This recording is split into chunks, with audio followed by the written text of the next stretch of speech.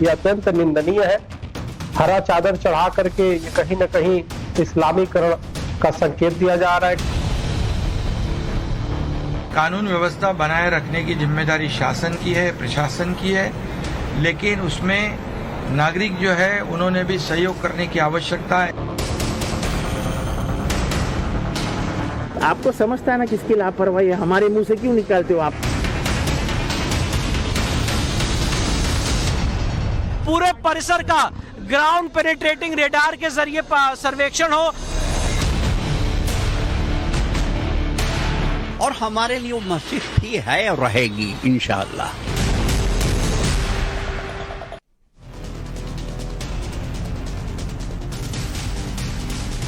नमस्कार, times now Bharat पर देश के सबसे पसंदीदा डिबेट शो राष्ट्रवाद में आपका स्वागत है। आपके साथ मैं हूं राकेश पांडे। राष्ट्रवाद यानी देश से बढ़कर कुछ नहीं। आज एक ऐसी तस्वीर देश के सामने आई है जिसे देखकर हर हिंदुस्तानी परेशान है। हिंदुओं की आस्था के सबसे बड़े केंद्र भगवान शिव के 12 ज्योतिर्लिंगों में से एक त्र्यंबकेश्वर महादेव के मंदिर में हरी चादर चढ़ाने का वीडियो सामने आ गया। वो हरी चादर जिसे आप मजारों के ऊपर चढ़ाए हुआ देखते हैं, सीधे त्र्यंबकेश्वर से आई तस्वीरें मैं आपके सामने रख देता हूं। वैसे तो एक भीड़ जैसी है जो इस वीडियो में दिखाई दे रही है। इस भीड़ में 10 से 12 लोग दिखते हैं, लेकिन सामने से आकर जो तस्वीर सामने आई है, जो फोटो अप हुआ है, उसमें 5 लोग दिखते हैं। एक दो इसमें अंडर एज के भी लगते हैं, यानी उनकी उम्र थोड़ी सी कम है। लिहाजा जिम्मेदारी के तहत हमने उनकी तस्वीरें हटा दी है, उन्हें टेलीविजन पर आपके सामने नहीं रख रहे हैं। अब सवाल यह उठता है कि ये लोग जो अपनी वेशभूषा और अपने काम से दूसरे धर्म के जान पड़ते हैं, एक खास धर्म के जान पड़ते हैं, उनका ज्योतिर्लिंग पर चादर चढ़ाने से क्या मतलब है? क्यों शिवलिंग पर हरी चादर ये लोग चढ़ाएंगे? ये सवाल है। और अगर जो दिखाई दे रहा है वो सही है तो ये सवाल तो उठता है, सवाल उठ भी रहा है और एक्शन की मांग भी होने लगी है। टाइम्स नाउ भारत पर लगातार ये तस्वीरें हमने आपके सामने रखी हैं और इन तस्वीरों के बाद कई सारे सवाल, और इन सवालों के बाद SIT भी बना दी गई है इस पूरे मामले में जांच के लिए।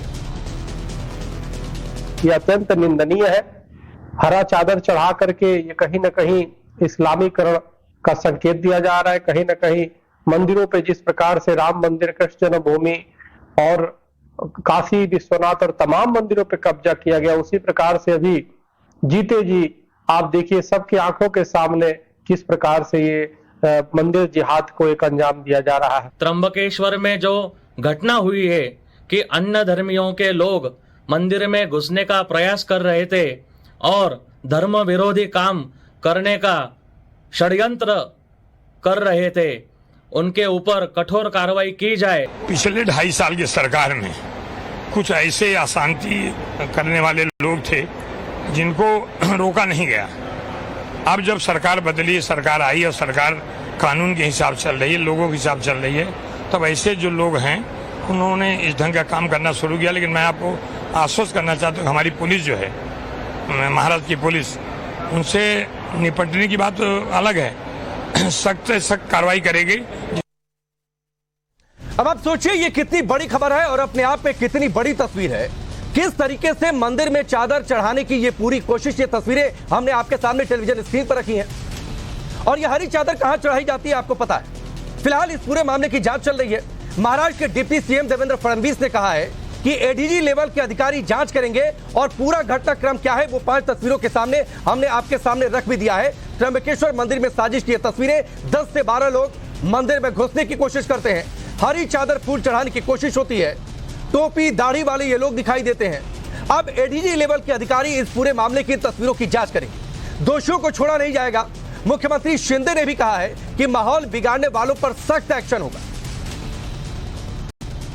कानून व्यवस्था बनाए रखने की जिम्मेदारी शासन की है, प्रशासन की है, लेकिन उसमें नागरिक जो है उन्होंने भी सहयोग करने की आवश्यकता है। ऐसा आह्वान मैंने कल किया हुआ है और कहीं पर भी जातीय तनाव ना निर्माण हो, इसलिए सभी समाज के लोगों ने आगे बढ़कर सहयोग करने की आवश्यकता है। कानून व्यवस्था बनाए। त्र्यंबकेश्वर नहीं, अभी तो भीमाशंकर के चोटी के पर भी चढ़ाया जाएगा किसी को तो भी। किसकी लापरवाही है, क्या कुछ कहेंगे आप? क्या आपको समझता है ना किसकी लापरवाही है, हमारे मुंह से क्यों निकालते हो? आप भी बोलना सीखो ना। तो जितेंद्र आमाड़ को आपने सुना, इसमें उनको सियासत नजर आती है। देश के 12 ज्योतिर्लिंगों में से एक त्र्यंबकेश्वर ज्योतिर्लिंग हिंदुओं के लिए श्रद्धा का एपी सेंटर है, बड़ा केंद्र है। इस ज्योतिर्लिंग का महत्व कितना बड़ा है कि महामृत्युंजय मंत्र की शुरुआत ही ओम त्र्यंबकम यजामहे से होती है। इस मंदिर को कभी औरंगजेब ने क्षति पहुंचाने की भरपूर कोशिश की। और एक बात और याद रखिएगा, काशी विश्वनाथ मंदिर पर भी औरंगजेब ने अटैक करवाया था, लेकिन शिवाजी महाराज ने त्र्यंबकेश्वर मंदिर को फिर से स्थापित करवाया। सिर्फ महाराष्ट्र ही नहीं, पूरे देश से श्रद्धालुओं का तांता इस मंदिर में लगा रहता है।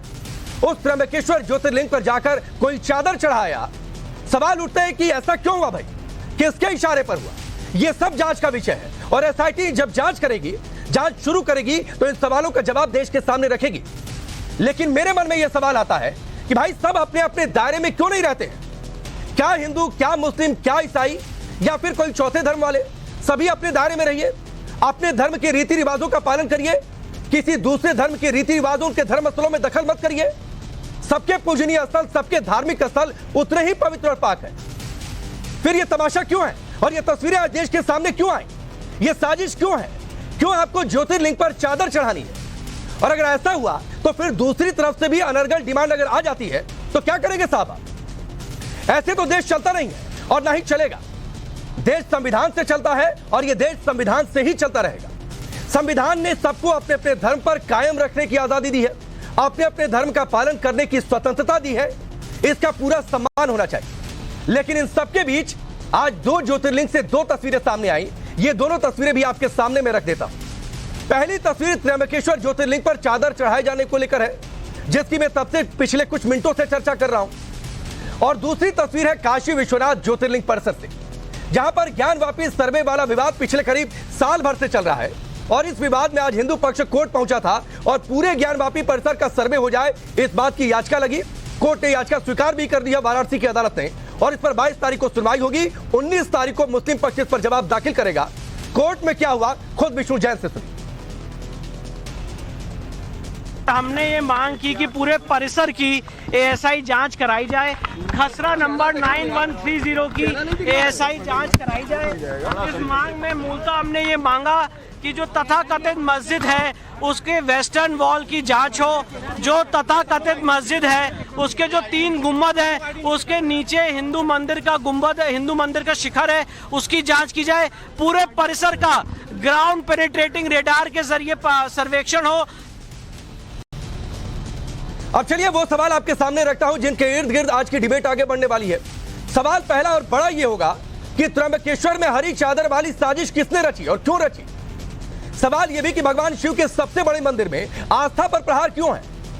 सवाल यह भी कि मंदिर मस्जिद वाले इस नए चैप्टर का डायरेक्टर कौन है?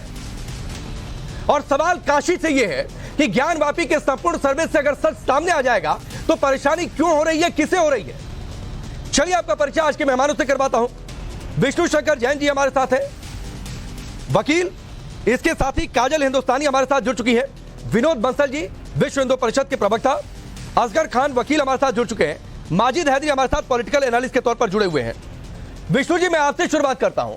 काशी में क्या हुआ? अदालत 22 तारीख को सुनवाई, इलाहाबाद हाईकोर्ट का आदेश, इसके बारे में आप बताइएगा।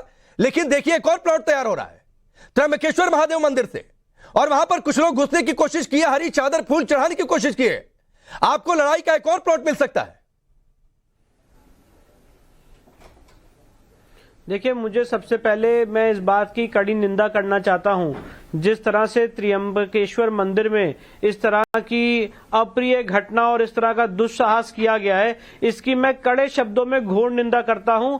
और जैसे कि आपने बोला भी अपने ओपनिंग कमेंट्स में कि हर आदमी को राइट टू रिलीजन है, पर किसी को ये हक नहीं है कि दूसरे धर्म के धर्मस्थल में हस्तक्षेप करे।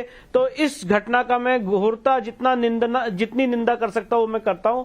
अब बात जो दूसरी बात आपने सवाल पूछा उस पर मैं आ जाता हूं। सबसे पहले मैं आपके सामने ये स्पष्ट कर दूं कि 12 मई 2023 को इलाहाबाद हाईकोर्ट ने ये स्पष्ट कर दिया अपने आदेश में कि आर्कियोलॉजिकल सर्वे ऑफ इंडिया 22 मई को डिस्ट्रिक्ट जज वाराणसी के सामने पेश होंगे और अपनी बात रखेंगे, और आगे ये सर्वेक्षण कैसे होना है इसकी मोडेलिटीज तय की जाएंगी। पर ये जो सर्वे का ऑर्डर हुआ है ये वजू टैंक के अंदर जो शिवलिंग मिला और उस वजू टैंक का हुआ है। तो हमने साथ साथ ये मांग की है कि सीपीसी में order 26 rule 10A read with section 75 और section 45 of Indian evidence act में व्यवस्था है कि साइंटिफिक इन्वेस्टिगेशन की मांग की जा सकती है, और इसीलिए आज पूरे परिसर की साइंटिफिक इन्वेस्टिगेशन की मांग की है।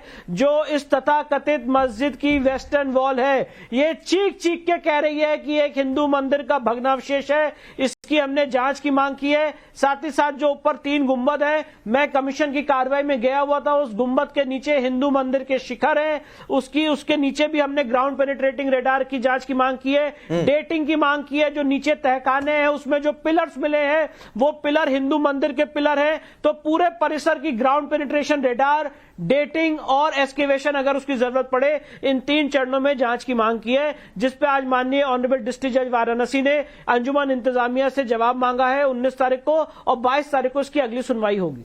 ठीक है विष्णु जी, मैं आगे आपसे समझूंगा कि जो शिवलिंग वाली जगह है जिसका दावा हिंदू पक्ष की ओर से किया गया है, वहां पर एसआई के सर्वे का आदेश था, तो ये पूरे परिसर के सर्वे की जरूरत क्यों पड़ गई? मैं आगे इस पर बातचीत करूंगा, लेकिन माजिद हैदरी मैं आपके पास आता हूं। त्र्यंबकेश्वर से जो तस्वीरें सामने आई हैं उसकी निंदा करेंगे या औरंगजेब ने कभी जो किया था उसको दोहराने की कोशिश हो रही है? राकेश भाई, सबसे पहले तो मैं आपको सनातन धर्मी सभ्यता याद दिलाऊंगा कि कहा जाता है कि चलो बुलावा आया है, फूल लेके बुलाया है, चलो बुलावा आया है, चादर लेके बुलाया है, चलो बुलावा आया है, दूध लेके आया है। भाई इस देश में आस्था है, श्रद्धा है, जाने की दरगाह पर, मंदिर में। क्या हमारी अजमेर शरीफ की दरगाह पर हिंदू मुसलमान सिख ईसाई नहीं जाते? क्या ताजमहल में हिंदू मुस्लिम सिख ईसाई नहीं जाते? क्या दिल्ली की जामिया मस्जिद में हिंदू मुस्लिम सिख ईसाई नहीं जाते? क्या लाल किले में हिंदू मुस्लिम सिख ईसाई नहीं जाते? क्या मुंबई की हाजी अली की दरगाह पे हिंदू मुस्लिम सिख ईसाई नहीं जाते?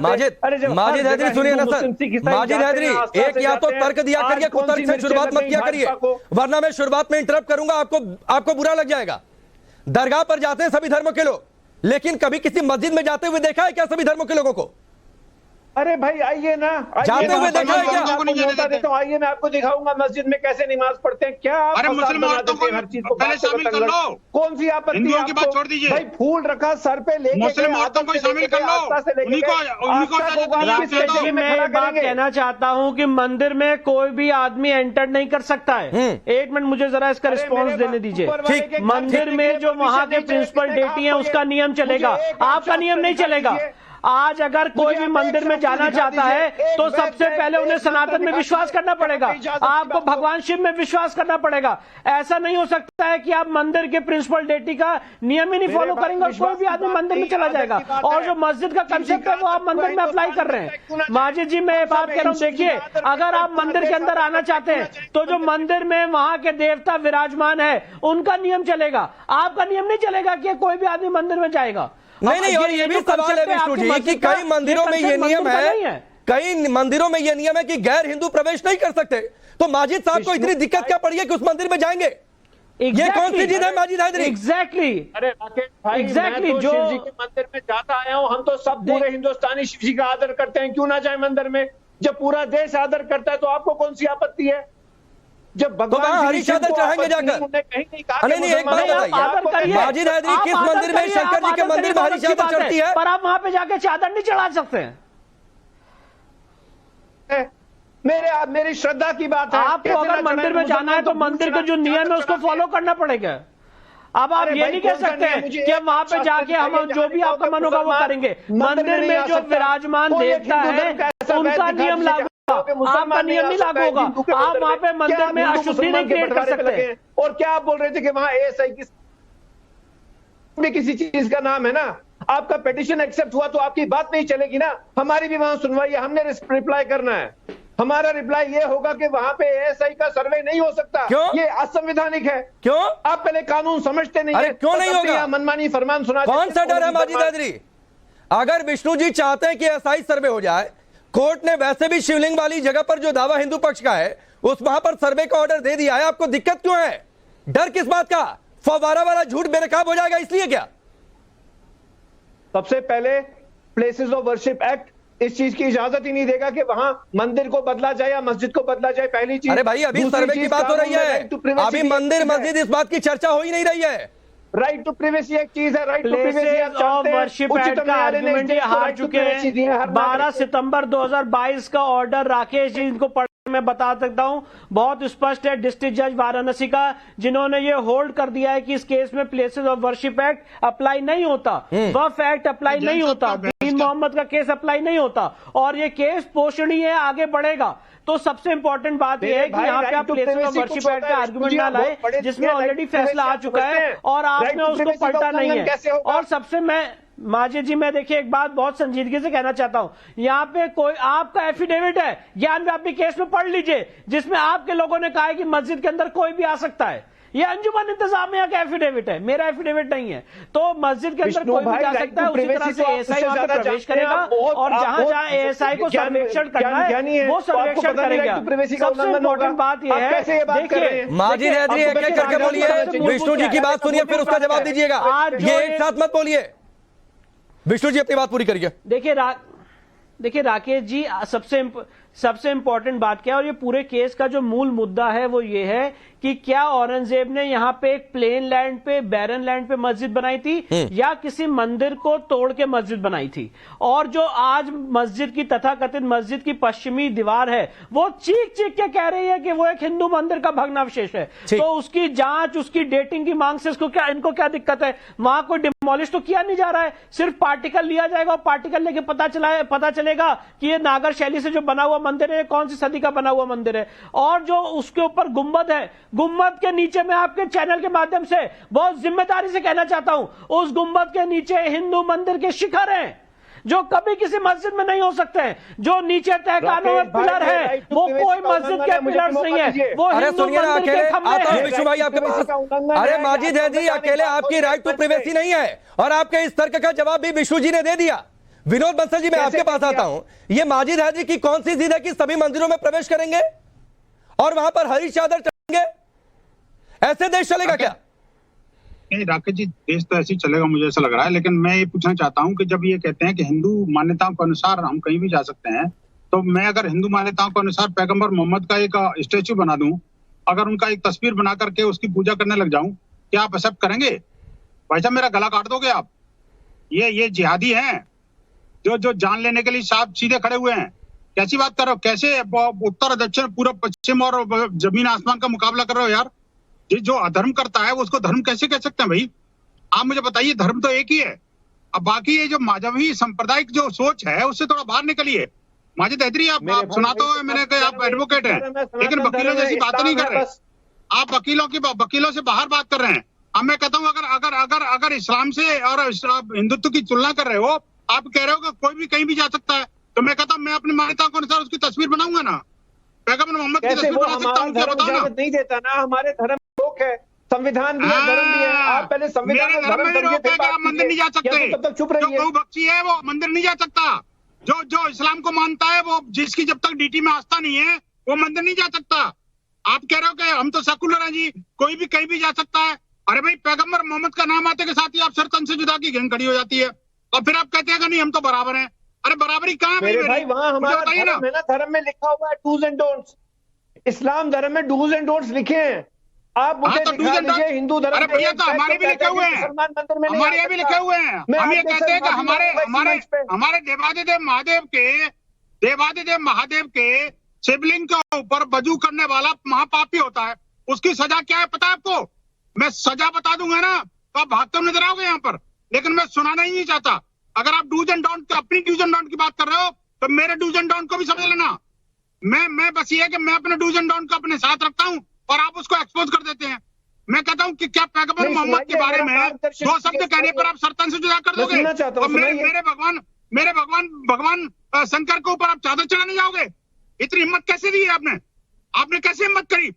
सॉरी बोलिए आपके समुदाय को सॉरी बोलना पड़ेगा। शिव जी का सारे के सारे लोगों का अंदर करा दूंगा। मैं आदर करता हूँ शिव जी कोई भी बाहर रहने के लायक नहीं है। अल्लाह का आदर करता हूँ, हजूर सल्लल्लाहु अलैहि वसल्लम का आदर करता हूँ। आप भी कहिए। अरे आदर क्या होता है? मैं भी आदर करता हूँ।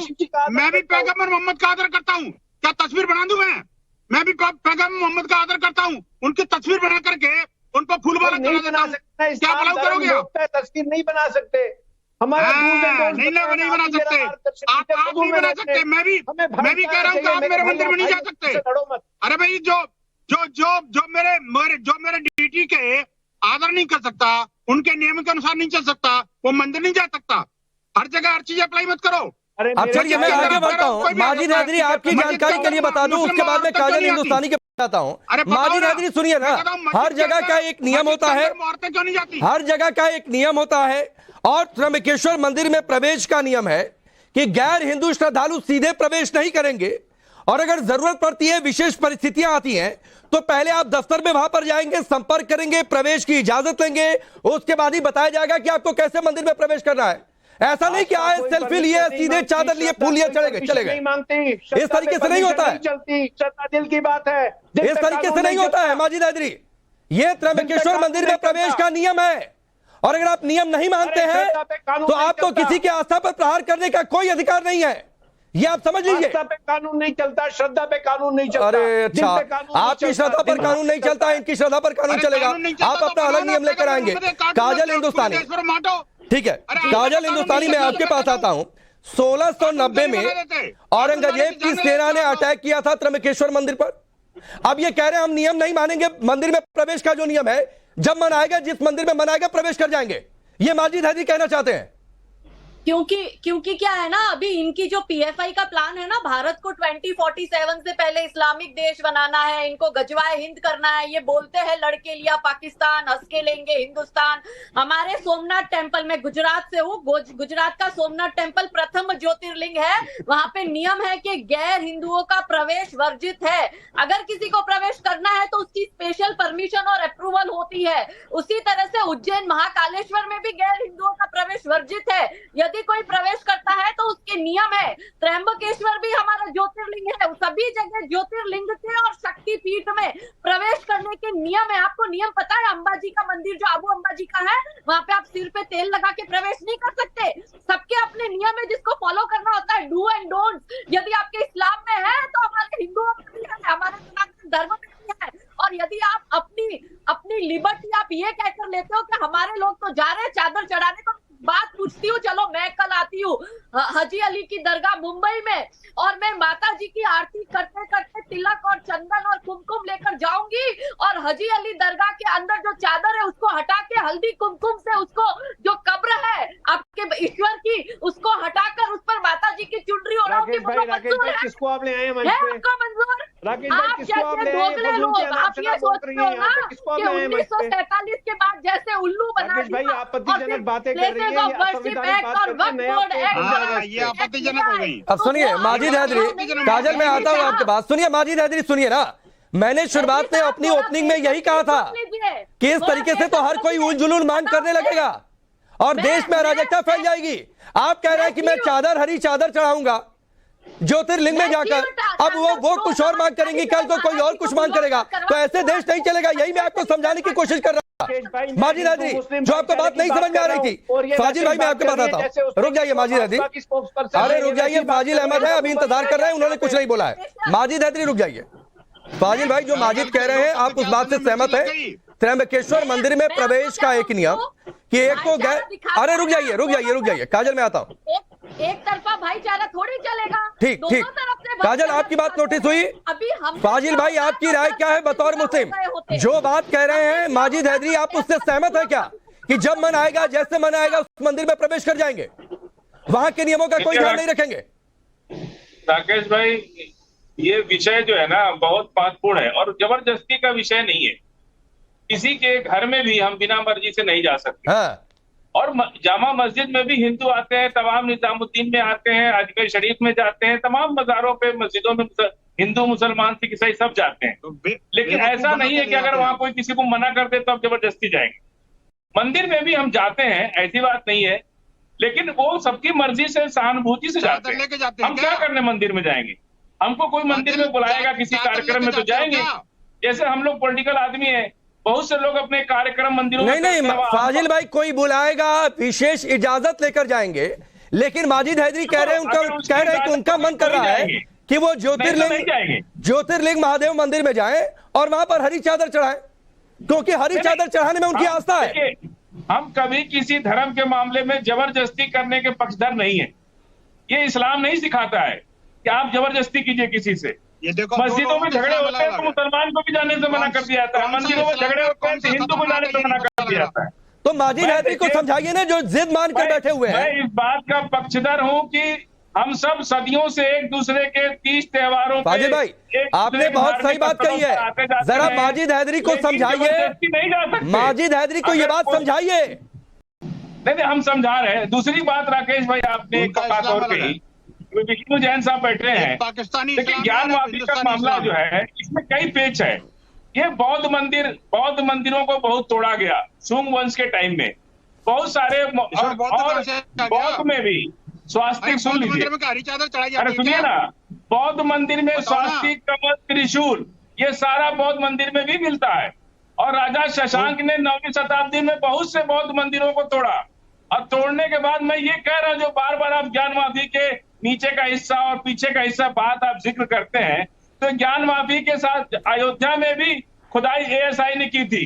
बाद में एएसआई ने रिपोर्ट बंद कर दी और कहा कि बौद्ध स्तूपा ये निकल रहा है। और जब राम मंदिर का शिलान्यास हुआ, उसमें भी बौद्ध मंदिर, अरे मतलब साफ है ना कि वहां पर मस्जिद नहीं थी। पहले मंदिर कौन सा था? बौद्ध मंदिर था, क्या था जो आप तर्क दे रहे हैं? मस्जिद नहीं था ना साहब वहां पर, बौद्ध मंदिर था, औरंगजेब ने तोड़ा।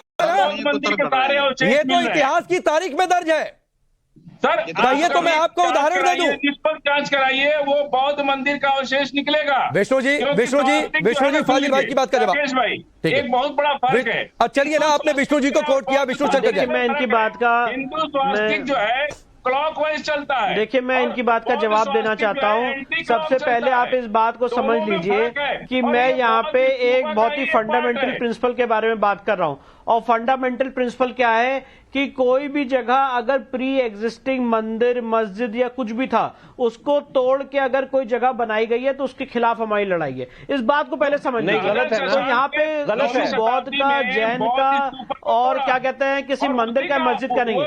अगर वहां पे एक प्री एग्जिस्टिंग मंदिर था जिसको डिमोलिश करके आपने मस्जिद के रूप में कन्वर्ट किया है, तो वहां में लड़ाई है। अगर मेरे भाई को यहाँ पे इतना दुख और दर्द है बौद्ध के लिए, तो ये लड़ाई क्यों नहीं लड़ते हैं? मैं तो कहता हूं कि आए में आए और लड़ाई लड़े और उसके सबूत है कोर्ट में। पहली बात। दूसरी बात मैं ये कहना चाहता हूं राकेश जी, यहाँ पे माजिद भाई ने एक बात कही त्र्यंबकेश्वर के बारे में, और उन्होंने कहा हमारा मन करेगा तो हम जाएंगे। मैं इनसे पूछना चाहता हूं कि जो लोग बुत परस्ती के खिलाफ हैं, जो बाबरनामे में लिखा हुआ था कि आज जैसे मैंने अपने शराब के प्याले तोड़े, उसी तरह से एक दिन बुत परस्तों की मूर्तियां मैं तोड़ूंगा, वो कसम लेके फरगना से यहां आया था, और आज आप कह रहे हैं कि हमें मंदिर के अंदर जाना है। मैं राकेश जी बहुत जिम्मेदारी से कहना चाहता हूं, मंदिर के अंदर जाके चादर चढ़ाने का सिर्फ एक ही मकसद हो सकता है कि आप मंदिर को अशुद्ध करना चाहते हैं, आप मंदिर की पवित्रता को खंडित करना चाहते हैं। आप बहुत बड़ी बात कह रहे हैं विष्णु शंकर जैन जी, आपने ये बड़ी बात कही है। एक ब्रेक लेना है, और ब्रेक के बाद यही सवाल मैं माजिद हैदरी के पास लेकर जाऊंगा और इतिहास उनके सामने रखूंगा कि कैसे मंदिर तोड़े गए, कैसे त्र्यंबकेश्वर पर भी अटैक किया गया। और आप कह रहे हैं साहब चादर चढ़ाएंगे। जल्द वापस लौटते हैं, आप सभी हमारे साथ बने हुए हैं। एक छोटा सा ब्रेक।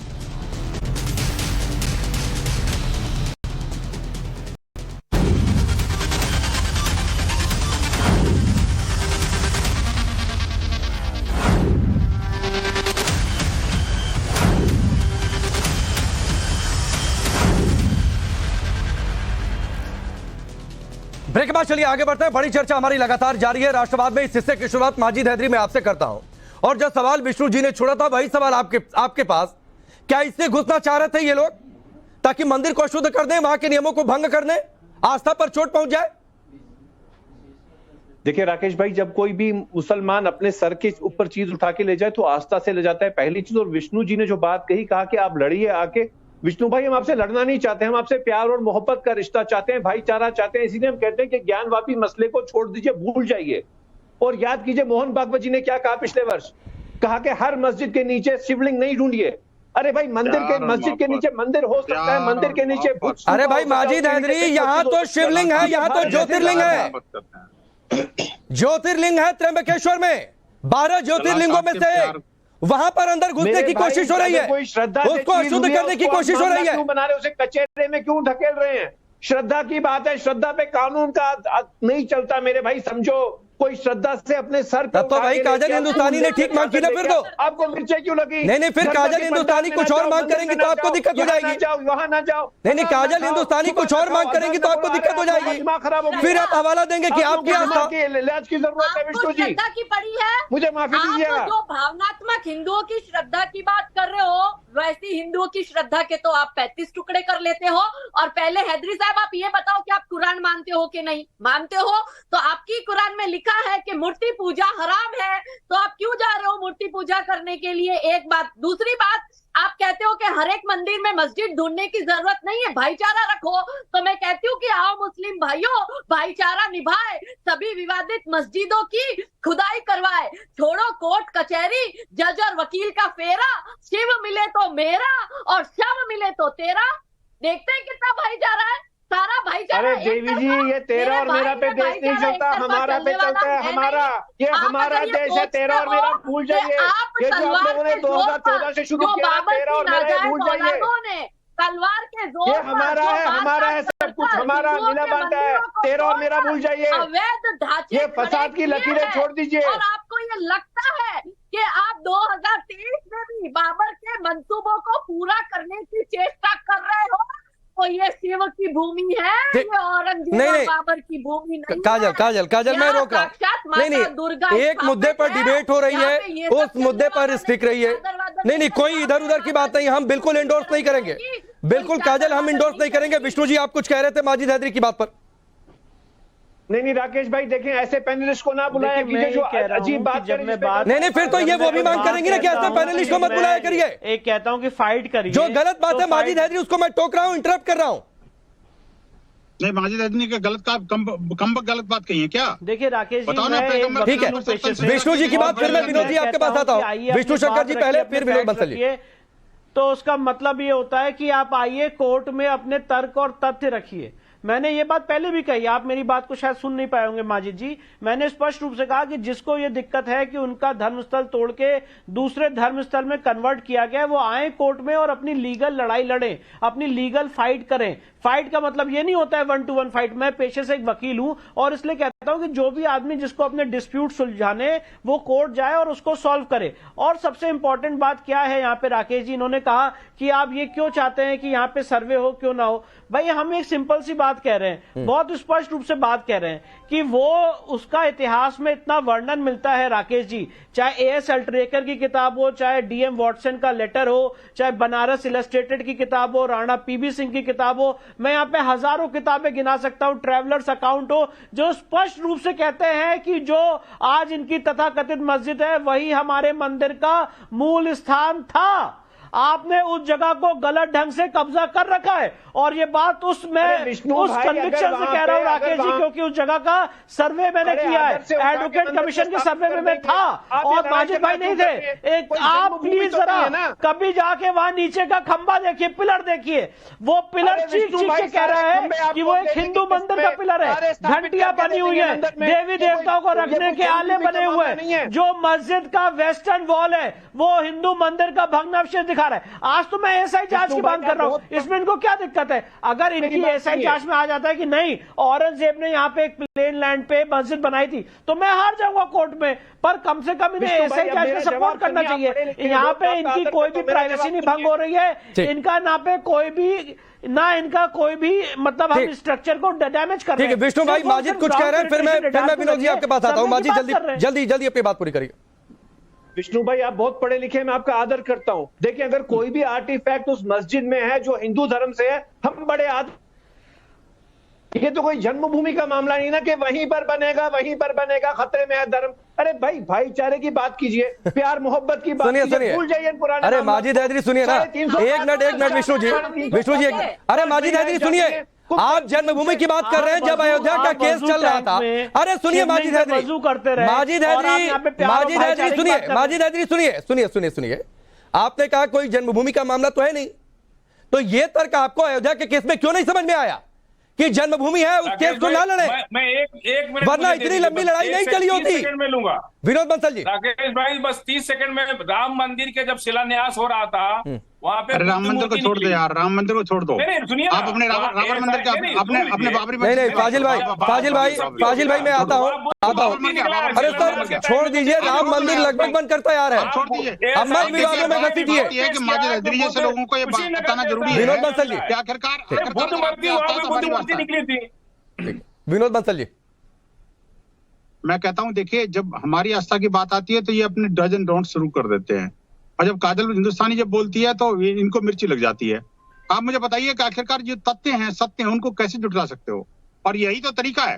देखिए, औरंगजेब की बात हो या और मुगल बादशाहों की बात हो या बात के जो सूफी संत हैं, जिनको सूफी संत कहते हैं, मैं उनको कहूंगा सूफी छलिए थे। वो सूफी छलियों ने जिस तरह से देश को छला, इस देश के धर्म को छला, वही तो तरीका इनका है। आज ये चादर लेके जा रहे हैं। चादर और फादर की संस्कृति को मंदिरों मत घुसाइए भाई, ये बात में नहीं चलने वाली है। पता चलेगा इसकी जांच होनी चाहिए। ये सब चीजें चल पड़ी। कर्नाटक चुनाव और अगर हारे देखिए, हुए फिर लोग भी बोल गया, कोई षड्यंत्र करा फिर भी सकते हैं। बोल गया, इसमें भी बीजेपी का एंगल निकलेगा। काजिल भाई, ऐसा नहीं है, अरे मत सियासत घुसाइए सर, इसीलिए हमने यहाँ पर पॉलिटिकल पार्टियों को नहीं बुलाया। बीजेपी, कांग्रेस, कोई दूसरी पार्टी, ये सब मत करिए यहाँ पर प्लीज। आपके अपने पॉलिटिकल इंटरेस्ट हो सकते हैं, उसकी जांच होनी चाहिए ना कि आखिर ये। अरे तो एसआईटी बन गई है, आखिर इसकी जांच। फाजिल भाई, एसआईटी बन गई है, जांच होगी, एसआईटी बन गई है। राकेश जी विनोद जी अपनी बात पूरी करिए। मैं कहता हूँ, जब जांच नहीं होती तो कहते हैं जांच होनी चाहिए, और जब जांच होती है तो वो कहते हैं कि जांच क्यों हो रही है। और अगर कोर्ट ये कहता है कि स्पेशल कमिश्नर बनना चाहिए, सर्वे कमिश्नर बनना चाहिए, तो उसको अंदर नहीं घुसने देते उस प्रेमिसेस में। आप मुझे बताइए, वजू करने के लिए उनको शिवलिंग ही चाहिए। ऐसे दुष्ट लोगों के बारे में क्या कहा जाए भाई? मुझे बताइए कि राकेश जी, जिस तरह की दुष्टता ये कर रहे हैं इस समय, मैं कहता हूँ सीधा बड़ी जिम्मेदारी के साथ इन शब्दों का प्रयोग करना पड़ रहा है मुझे, जो बड़ा चिंता के साथ में, कि आखिरकार मेरे को पैनलिस्ट जो है इतनी दुष्टता के साथ बात करेंगे। मैं कहता हूँ, आप मुझे बताइए, मेरे मंदिर के अंदर जाकर के आप सेकुलरिज्म का ढकोसला पीटोगे क्या? जब आप कहते हो सेकुलरिज्म की बात आती है तो मस्जिद की बात आती है, पैगंबर की बात आती है, इस्लाम की बात आती है, तो आपको डजन नोट नजर आ जाते हैं। ठीक है, और मेरे मंदिर के अंदर आप घुसने के लिए आप आराम से कैसे कर हो जाएगा? फॉलोअर्स यहाँ लोग हैं, ठीक, अगर वो मंदिर में जाना है तो अरे रुक जाइए सर, रुक जाइए, हो गया। काजल आप कुछ कह रही है, फिर मैं विष्णु जी के पास जाता हूँ। ऐसा है भाई कि इनका पहले क्या है, इनको विनोद भाई ने कहा इनको सर्वे से प्रॉब्लम, एएसआई का सर्वे नहीं, कमिश्नर को ये इनको दिक्कत, ये कमिश्नर उनके साइड का है, सर्वे कमिश्नर, न्यायालय के आदेश को ये लोग नहीं मानते। बीच में मत बोलिए, काजल भाई, काजल अपनी बारी का इंतजार कर रही थी, उनकी बात पूरी होने दीजिए। तमीज और रुक जाइए, ये देखो, ठीक है। यहाँ पे महिला को समानता का अधिकार नहीं देते ये लोग। ये देखो, लाइव चैनल में महिला को काटते हैं। अब ये इसलिए तो ये लोग यूनिफॉर्म सिविल कोड की भी वो करते हैं। अब मैं आपको बताती हूँ कि न्यायालय के आदेश को नहीं मानते। मौलाना साजिद ने भी 14 दिन पहले क्या बयान दिया कि आज तो तुम राम मंदिर चला रहे हो 50 वर्षों बाद। मौलाना साजिद कोई छोटा गैर न्यायालय से कुछ नहीं हो रहा है, मौलाना एसोसिएशन के प्रेसिडेंट है वो। और मौलाना साजिद ने क्या कहा कि हमारी आने वाली पीढ़ियां जो होगी वो तुम्हारा मंदिर, यही राम मंदिर तोड़ेगी, और इस पर फिर से मस्जिद बनाएगी। क्यों आप न्यायालय को नहीं मानते? आप तो बहुत संविधान की बातें करते हो, तो उसी सुप्रीम कोर्ट के ऑर्डर की आप लोग धज्जियां उड़ाते हो। आपका मौलाना साजिद ये कह के धज्जियां उड़ाता है कि आज बना दो राम मंदिर, फ्यूचर में हमारे जो बच्चे और हमारी सत्ता आएगी तो वो राम मंदिर तोड़ेगी। मौलाना साजिद सोमनाथ मंदिर को लेकर ये कहता है कि महमूद गजनवी ने इसलिए तोड़ा क्योंकि अंदर गलत काम करते थे मंदिर के अंदर महिलाओं के साथ में। क्यों? तुम्हारा धार्मिक भावना है, हमारी धार्मिक भावना सड़क पर पड़े किसी खाली टीन के डिब्बे जैसी है। तो जब मन किया आते जाते ठोकर मार दो। ठीक है, मैं आता हूँ काजल जी। विष्णु जी, क्या इस देश में एक पक्ष ने तय कर दिया है कि शहर हिंदुओं के आस्था के जो केंद्र है वहां पर अटैक करेंगे, क्योंकि ये फ्लेक्सिबल है? देखिए, बिल्कुल आपने बहुत सही। देखिए राकेश जी, ये जो टेंडेंसी है ये इतिहास से चलती चली आ रही है, और ये सन 712 से चलती चली आ रही है, जब मोहम्मद बिन कासिम ने पहला आक्रमण किया था। और आज जो हमारी लीगल लड़ाई है वो उसका मैसेज यही है कि अब बहुत हो चुका। जो आपने तलवारों की नोक पे किया था, अब वो इस संवैधानिक इंडिया में नहीं चलेगा। आज मैं इस समय काशी की धरती पे बैठा हुआ हूं, काशी वासियों के बीच में, और यहां से मैसेज देना चाहता हूं कि जो आध्यात्मिक केंद्र रहा है, मदर ऑफ सिविलाइजेशन रहा है, इस पूरी सृष्टि की उत्पत्ति का केंद्र रहा है। माजिद भाई ने कहा यह जन्मभूमि का मामला नहीं है। अरे ये पूरी सृष्टि की जन्म की उत्पत्ति का केंद्र है काशी। 5 कोस का क्षेत्र अविमुक्त क्षेत्र है। यहाँ का एक कण हमारे लिए पवित्र है। आप वहाँ पे कैसे मस्जिद बना के पूजा कर सकते हो और कैसे अपने सभी लोग एक साथ मत बोलिए। काजल नहीं, एक मिनट विष्णु जी, काजल और काजल जी आप लोग शांत रहेंगे। सिर्फ विष्णु जी की आवाज और जा रही है जी। देखिए राकेश जी, हमारी जो पूरी लीगल लड़ाई है उसका मैसेज यही है कि जो इतिहास में आक्रांताओं ने, बर्बरताओं ने अपनी तलवारों की नोक पे किया है, इस देश की संवैधानिक कोर्ट की जितनी कोर्ट्स हैं वो उसको अपनी कलम से रेक्टिफाई करे और मैसेज दे कि कलम की ताकत तलवार की ताकत से बड़ी होती है। इसीलिए हम कोर्ट में गए हैं और कोर्ट में एएसआई सर्वे की मांग कर रहे हैं, इसीलिए एडवोकेट कमीशन की सर्वे की मांग की थी। और मैं आपके चैनल के माध्यम से बहुत जिम्मेदारी से कहना चाहता हूं कि एक दिन ऐसा आएगा जब ये केस हम कोर्ट में प्रूव करेंगे थ्रू क्लिंचिंग एविडेंस, और कोर्ट जो आदेश देगी वो सारे लोग देखेंगे। पर ये सारी बातें हम लीगल लड़ाई के माध्यम से कोर्ट में कहेंगे। कोर्ट का मंच है, ओपन मंच है, हर आदमी आए, अपनी बात रखे तर्कों के साथ और कोर्ट को सेटिस्फाई करे। शेषों की बात भी तो करनी पड़ेगी ना इस देश के अंदर, केवल आप अपनी बात करते हैं। आखिर बौद्ध और शेष जितने भी आपको किसने जितने भी बौद्ध मंदिरों को तोड़ा, बौद्ध मंदिर को तोड़ करके दूसरे मंदिर बनाए गए, उनकी बात नहीं करेंगे आप? उनके लोग नहीं है इस धरती में। पहली बात आपको ये कहना चाहिए कि प्लेसेस ऑफ वर्शिप एक्ट हटना चाहिए, क्योंकि अगर आप बौद्ध मंदिरों की लड़ाई लड़ेंगे तो सबसे पहले प्लेसेस ऑफ वर्शिप एक्ट आपके सामने आएगा, तो आप प्लेसेस ऑफ वर्शिप एक्ट के विरोध में खड़े होइए। सबसे पहले आप प्लेसेस ऑफ वर्शिप एक्ट के विरोध में खड़े होइए। मैं आपसे कहना चाहता हूं, अगर आपको बौद्ध मंदिर का इतना दुख है तो आप प्लेसेस ऑफ वर्शिप एक्ट के विरोध में खड़े होंगे। आप प्लेसेस, ये कैसी दोगली बात है राकेश जी? एक मिनट मैं आता हूँ इसमें। विष्णु जी रुक जाइए, विष्णु जी रुक जाइए, रुक जाइए, नहीं है ठीक है। अरे सुनिए ना फाजिल भाई, सुनिए फाजिल भाई, सुनिए, एक सलाह आपको देता हूँ। अरे सुनिए फाजिल भाई, लगातार नहीं बोलते हैं। अरे सुना करिए, सुनकर बोला करिए, सुनकर बोला करिए। एक मिनट आवाज इनकी डाउन करिए, आवाज इनकी डाउन करिए। फाजिल भाई लगातार नहीं बोलते हैं सर, डिबेट का रूल है, दूसरों को सुनकर बोला जाता है। और आप सुनिए ना, पहले सुन लीजिए सर, सुन लीजिए, आपकी आवाज डाउन है। एक मिनट काजल जी रुक जाइए, काजल जी रुक जाइए। विष्णु जी ने एक बड़ी अच्छी बात कही, आप बौद्ध मंदिरों की बात कर रहे हैं, तो साहब ऐसा करिए कि मांग करिए कि 91 का वर्शिप एक्ट हटा दिया जाए। आपको लगता है कि कहीं मस्जिद तोड़कर मंदिर बना, आप केस कर दीजिए। बौद्ध समुदाय को लगता है वो केस कर दे, हिंदू समुदाय को लगता है वो केस कर दे। जो अपना धार्मिक स्थल जहां पर साबित कर दे लेकर चला जाए।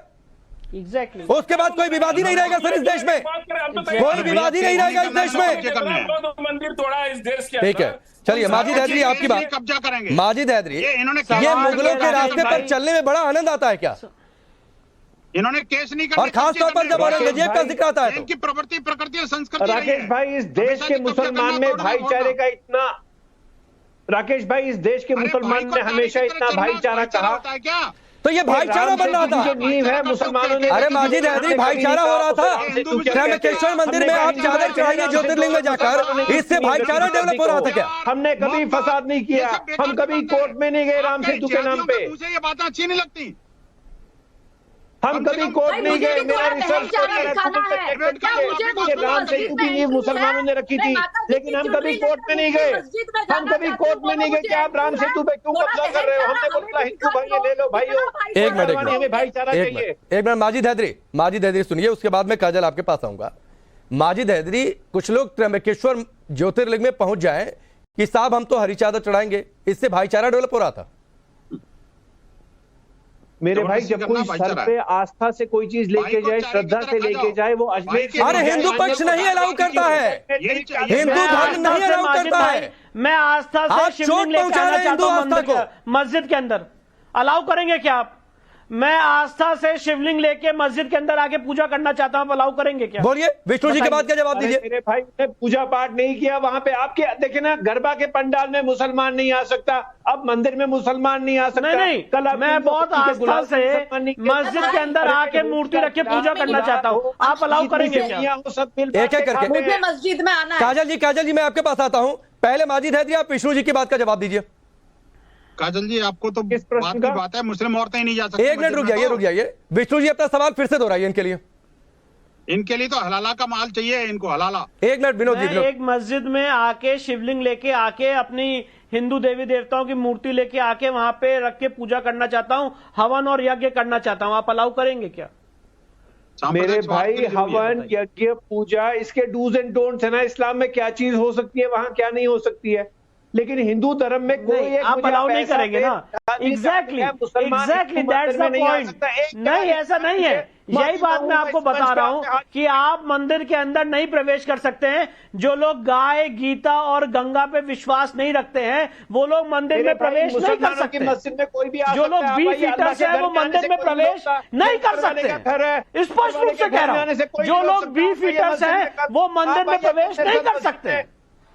चलिए मेरे साथ ज्ञानवापी मस्जिद चलिए, कल आपको कोई नहीं रोकेगा। चलिए मेरे साथ, अल्लाह के घर में आने से कोई नहीं रोकता। आपका देखिए सिंपल सी बात मैं कह रहा हूं राकेश जी, इनका अल्लाह के घर में हमें नहीं जाना है, हमें अल्लाह के घर में नहीं जाना है। देखिए दोनों ये जो धर्म की बातें हैं राकेश जी, ये सेक्युलरिज्म की बाइनरी से नहीं चलती हैं। आज एक हिंदू मंदिर जो है वो जो देवता वहां पे विराजमान है उनके नियम से चलेगा, जो आपकी मस्जिद है वो आपके नियम से चलेगी। आपके सामने दिक्कत ये है, सबसे बड़ी जो बात मैंने कही बार बार कि आप हमारे मंदिर में आके उसे अशुद्ध करना चाहते हैं। आप सुनिए माजिद हैदरी सुनिए ना सर, सेक्युलरिज्म की परिभाषा ये नहीं है कि एक दूसरे के धार्मिक स्थल पर घुसा जाए, बाकी सभी धर्मों के लोग अपने रीति रिवाजों का पालन करें, अपने देवता की पूजा करें और कोई उसमें हस्तक्षेप ना करे एक दूसरे के नियमों में।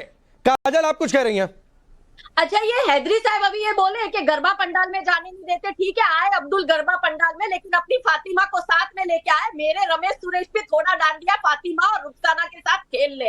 क्यों अब्दुल अकेला आता है, फातिमा को लेकर क्यों नहीं आता है? और तुम्हारी मस्जिद में हमें क्यों नहीं जाने देते? तुम तो मुस्लिम महिलाओं को भी मस्जिद में नहीं जाने देते। अभी मैं ये बोलूं कि मैं तुम्हारी मस्जिद में जाना चाहती हूँ, माता जी की चुनरी उनको ओढ़ाना, वहां पर लेकर जाकर ओढ़ाना चाहती हूँ, बोलो मुझे जाने दोगे? हमारे हिंदुओं के डू एंड डोंट्स आप यहाँ पे बैठ के डिसाइड करोगे। हैदरी साहब, आप अभी बात कर रहे हो कि आपके इस्लाम में ये डू एंड डोंट्स है और यहाँ पे बैठकर आप हिंदुओं के डू एंड डोंट्स डिसाइड कर रहे हो। ये एक तरफा भाईचारा कैसा चलेगा? चलो मेरे साथ आप मंदिर के अंदर।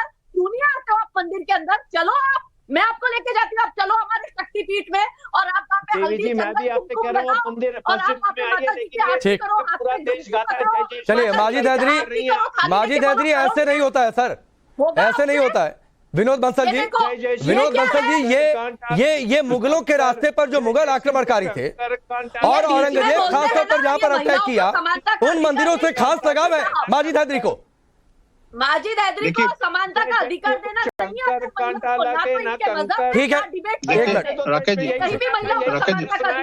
विनोद जी जल्दी अपनी बात रखिए, मैं 15 सेकंड आपको देता हूँ, रुक जाइए, समय नहीं है ज्यादा। ठीक है राकेश जी, ये समानता की बात करते हैं, सर्वधर्म सद्भाव की बात करते हैं, भाईचारे की बात करते हैं, पर मुझे बताइए कि जो मुस्लिम औरतें हैं उनको मस्जिद में प्रवेश क्यों नहीं देते? आखिरकार ये बताइए, समानता की बात करते हैं लेकिन मुस्लिम औरत अगर कोई तलाक दे देता है उसके हलाला करने पर क्यों उतारू हो जाते हैं? ठीक है, वक्त इतना ही है, वक्त इतना ही है। विनोद बंसल जी मैं आपको रोकूंगा, वक्त इतना ही है। आप सबका बहुत बहुत शुक्रिया हमारे साथ जुड़ने के लिए। और माजिद हैदरी, एक सलाह है, जाकर सुनिएगा सर डिबेट में आपने किस तरीके से बातें रखी हैं और आपकी बातें कैसे किसी को ठेस पहुंचा सकती हैं। बहुत बहुत शुक्रिया। राष्ट्रवाद में फिलहाल अभी के लिए बस इतना है।